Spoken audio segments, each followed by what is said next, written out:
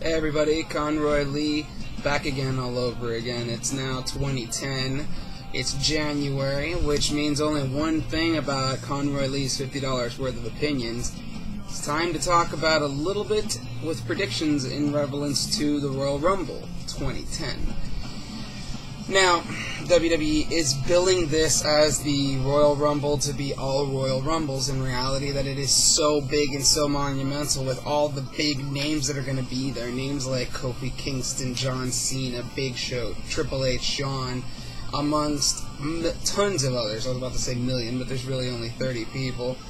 And you got some really big names. Of course, you got people like The Big Show there. You have Batista, you have Kane, you have plenty of people to be able to fill in the match. Now, they don't have all 30 participants yet. They have, I think, about maybe 28 at this point, which leaves 2 slots open. Now, I'm not sure who those 2 slots are. Typically, WWE gets either a legendary wrestler or somebody that people haven't seen in a while come back for just that one match.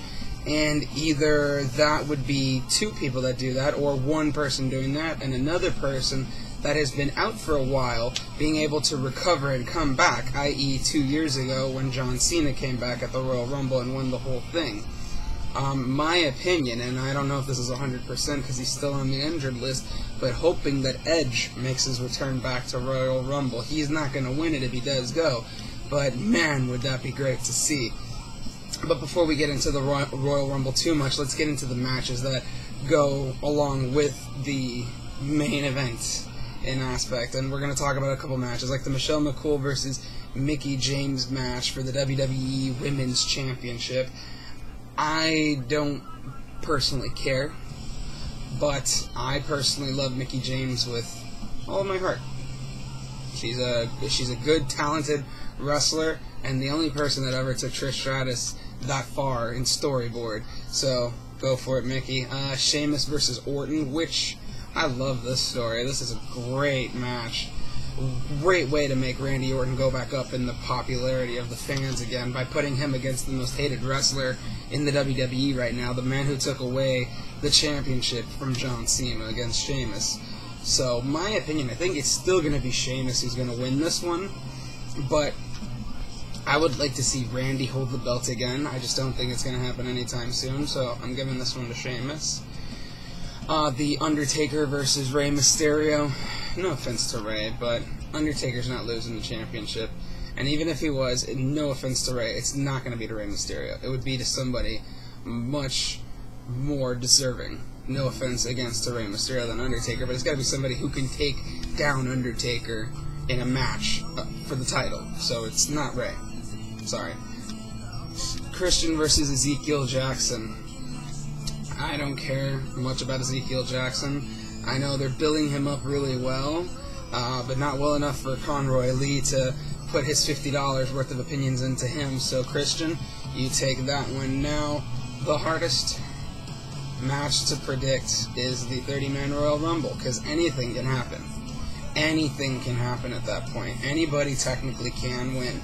And the one thing, even if you can't appreciate the Royal Rumble, you have to appreciate that WWE is really trying as hard as it can to make it like this match is really all for one. Each person is fighting for themselves, because past years, like for example last year, it was Legacy as the last 3 out of 4 people that were in the match, and they helped each other out throughout most of the match.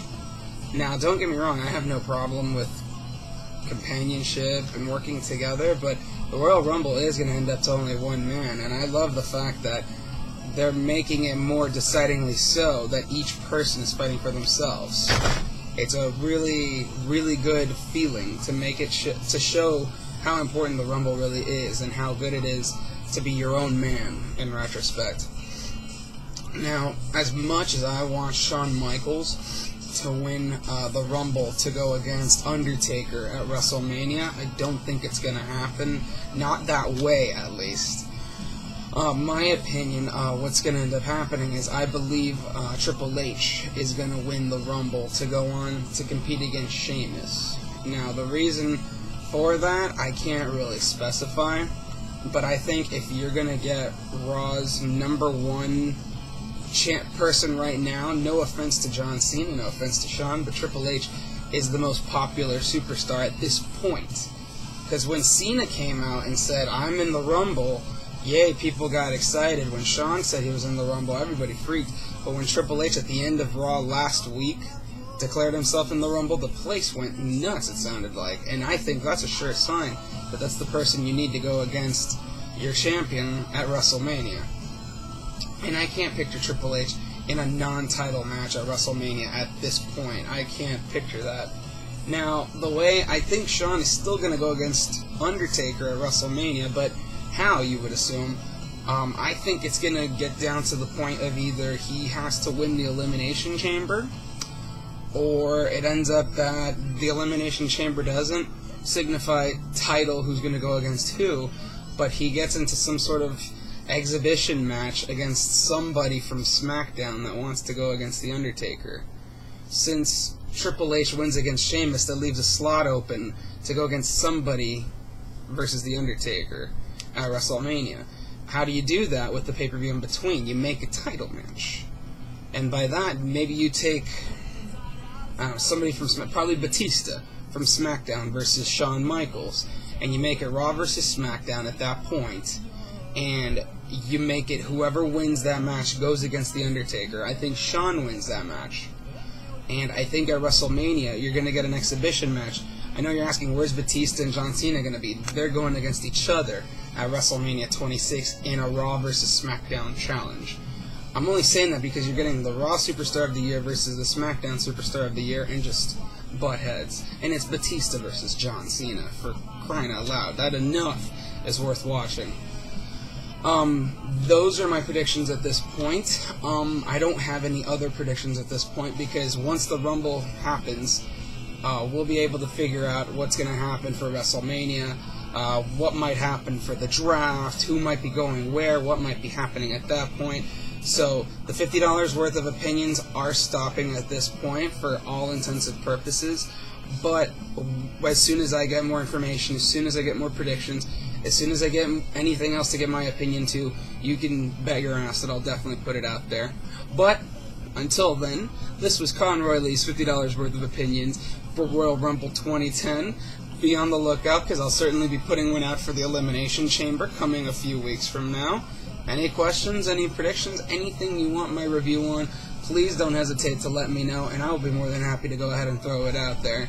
Till next time, take it easy.